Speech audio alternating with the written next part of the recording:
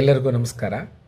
ನಾನು ಜಯತೀರ್ಥ, ರಂಗಕರ್ಮಿ ಹಾಗೂ ಸಿನಿಮಾ ನಿರ್ದೇಶಕ ಮತ್ತು ಬರಹಗಾರ.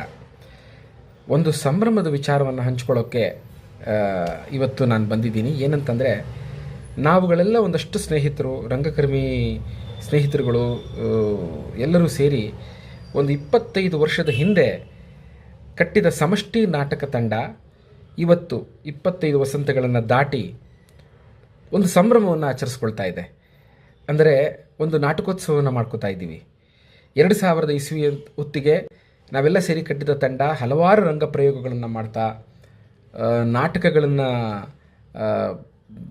ಕೊಡ್ತಾ, ಪ್ರದರ್ಶನ ಮಾಡ್ತಾ, ಹಾಗೂ ಭಾರತದಾದ್ಯಂತ ಓಡಾಡ್ತಾ, ಹಾಗೂ ಹಲವಾರು ವರ್ಕ್ಶಾಪ್ಸ್ಗಳನ್ನು ಮಾಡ್ತಾ, ಯುವ ಪೀಳಿಗೆಯನ್ನು ರಂಗಭೂಮಿಗೆ ಸೆಳೀತಾ ಮತ್ತು ಹಲವಾರು ಕಲಾವಿದರನ್ನು, ನಿರ್ದೇಶಕರುಗಳನ್ನು ಇವತ್ತಿನ ಚಿತ್ರರಂಗಕ್ಕೂ ಹಾಗೂ